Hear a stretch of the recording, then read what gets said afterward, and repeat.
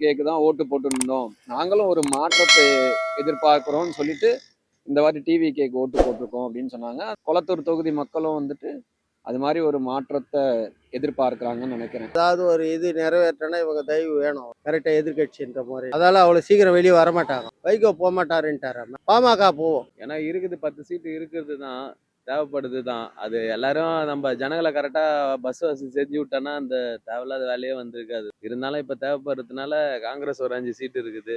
இடையில வேற யாருன்னு வர போறாங்க தெரியல. பாதி பேர் ஏடிஎம்கே வர போறேன்னு சொல்றாங்க. வெயிட் பண்ணி தான் பார்க்கணும். தலைவர் என்ன முடிவு எடுக்கிறாரோ அதுக்கு ஏற்ற மாதிரி தான் நம்மளும். மக்கள் முடிவு பண்றது தானே. இப்ப இனிமேட்டு வந்து நம்ம அவங்க இவங்கெல்லாம் யாரையும் சொல்ல முடியாது. இதுக்கப்புறமேட்டு எல்லாமே மக்கள் கிட்ட தான் இருக்குது. அவங்க முடிவு பண்றதுல தான் யாரு கரெக்டா பண்றாங்களோ அவங்களுக்கு கொடுத்து பண்ண போறாங்க. அதுதான் நம்ம சொல்ல போறோம். கண்டிப்பா. ஏன்னா நம்ம ஒரு 3 வாட்டி கிட்ட கொடுத்தாச்சு. கொடுத்து வந்து எந்த ஒரு சேஞ்சும் இல்லாத போது அப்ப நம்ம எதுவும் பண்ண முடியாதுல்ல. இவர் கொடுக்குற வாக்குறுதி கண்டிப்பா பண்ணுவாரு. ஏன்னா இது மக்கள் கோசம் தான் இறங்கி செஞ்சிருக்காரு. எல்லாத்தையும் விட்டுட்டு வந்திருக்காருன்னா சும்மா ஒண்ணும் இல்லை. அதுவும் அவ்வளவு கோடி சம்பளம் வாங்குறவரு அரசியலுக்கு வர்றாருன்னா சும்மாலாம் கிடையாது. இன்ன வரைக்கும் நிறைய தனிப்பட்ட முறையிலயும் அவர் ஹெல்ப் பண்ணியிருக்காரு. அது வந்து அவ்வளோ வெளியே வராது. ஆனா இதுக்கப்புறம் வரும், நம்பிக்கை இருக்குது. கை சின்னத்தில் இருக்காங்கல்ல, காங்கிரஸில் போனால் தான் நல்லாயிருக்கும். ஏன்னா 2 பேரும் ஆப்போசிட்டாக இருக்கிறாங்கல்ல. காங்கிரஸ் போனால் கரெக்டாக இருக்கும்னு நினைக்கிறேன். யார் ஆனால் இப்போ ஃபஸ்ட்டில் அவங்க வந்து வின் பண்ணாங்க, நல்லா பண்ணாங்க. ஆனால் அவங்க தொகுதியிலே அவங்க வந்து இது ஆகிட்டாங்கனால கொஞ்சம் மனசு கஷ்டமாக தான் இருக்குது. கண்டிப்பாக எதிர்பார்த்தேன். ஏன்னா மக்கள் எல்லாமே வந்து அவங்க 40 வருஷம் 50 வருஷமாக வந்து எல்லாமே பார்த்துட்டாங்க. இப்போ வந்து அவங்க ஒரு மாற்றம் வரணும்னு ஒரு இதில் இருந்தாங்க. ஃபஸ்ட்டில் வந்து சீமான் வந்து ஒரு முன்னணியே இருந்தார். இப்போ அவரால் இப்போ விஜயன் இறங்குறதுனால வந்து ஒரு மாற்றம் ஏற்பட்டுச்சு. நாங்கள் இவ்வளோ எதிர்பார்க்கல. 108 வந்து விஜய் வருவாருன்ட்டு எதிர்பார்க்கல. ஓரளவுக்கு அப்படியே வரும் அப்படின்னு நினைச்சோம். ஆனால் வந்து இவ்வளோ அளவுக்கு அப்படியே உள்டா மாதிரி ஆட்சி இதாகுதுன்னா பரவாயில்ல. ஆனால் சின்ன வயசு பசங்க நல்லா சூப்பராக பண்ணியிருக்கானுங்க. இது வந்து கரெக்டாக விஜய் அவர்களை அவரே அதை இது பண்ணி இந்த ஆட்சி நல்லா பண்ணணும். மற்றவங்க கையில் விட்டுட்டாருன்னு வச்சுக்காது. கூட்டணி வந்து மந்திரி சபைலாம் விட்டாருன்னா அதான் 10 சீட்டு அவங்க ராகுல் காந்தி தான் பேசிட்டாரு போன்ல.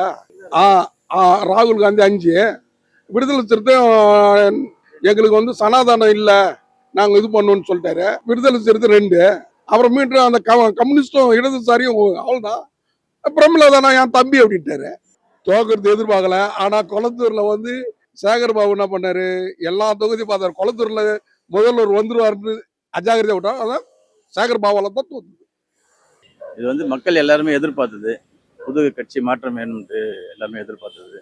அது வந்து மக்கள் வந்து நல்ல தீர்ப்பு கொடுத்துருக்காங்க விஜய்க்கு. தளபதி வந்து இப்போ நல்லா செய்வார்னு ஒரு நம்பிக்கை அவங்க எல்லாருக்குமே ஏற்பட்டுச்சு. இப்போ அதனால இந்த கட்சி வந்து மிகப்பெரிய வெற்றி அடைஞ்சிருக்கு. அதுதான் சொல்றது. ஒன்று காங்கிரஸ் சப்போர்ட் பண்ணால் கொஞ்சம் நல்லா இருக்கும். காங்கிரஸ் சப்போர்ட் பண்ணால் சென்ட்ரல் கவர்மெண்ட் சப்போர்ட் அவருக்கு கிடைக்கும். அவருக்கு எல்லாமே நம்ம இது ராமதாஸ் அவங்க டீமு, கம்யூனிஸ்ட்டு அவங்க 2 இவங்களும். ஏன்னா திருமாவளவன்லாம் அங்கே ஏடிஎம்லேருந்து டிஎம்கேலேருந்து இங்கே வர முடியாது. அதனால் இந்த ஒரு 2 கட்சியுமே வந்தாலே அவருக்கு கொஞ்சம் சப்போர்ட் கிடைக்கும். 10 இடம் வந்தாலே ஒரு சப்போர்ட் வரும். சப்போர்ட் வந்தாலே போதும் அவருக்கு. அந்த தொகுதியில் இது வரைக்கும் மக்கள் புதுசாக ஒரு ஆளை கண்டதில்லை. அதனால புதுசாக ஒரு தளபதி வந்தவொடனே அவங்க மாற தொடங்கிட்டாங்க. சரி, எல்லாமே தளபதிக்கே போடுவோம், இந்த மாற்றத்தை, இந்த ஒரு ஆட்சி மாற்றத்தை ஏற்படுத்துவோம். இல்லை, யாருமே எதிர்பார்க்கல. ஏன்னா இது வரைக்கும் தோத்தது இல்லைல்ல. 3 வருஷமா ஆட்சியில் இருந்திருக்காரு, இது வரைக்கும் தோல்வி இல்லை. இந்த வருஷம் தான் புதுசா.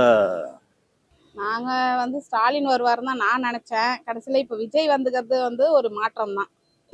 அது எந்த கட்சின்னு தெரியலீங்களே சார். அவங்க தான் முடிவெடுத்து இது பண்ணணும், நமக்கு அது தெரியாது. ஆமா, அவங்க தான் முடிவு எடுக்கணும். அது நம்ம ஒன்றும் சொல்ல முடியாது. கொளத்தூர்ல வந்து ஸ்டாலின் வருவாருன்னு தான் பார்த்தோம். ஆனா அவர் வந்து தோல்வி அடைஞ்சது வந்து கொஞ்சம் கஷ்டம்தான். காரணம்ன்றது எப்படின்னு சொல்ல முடியல என்னால.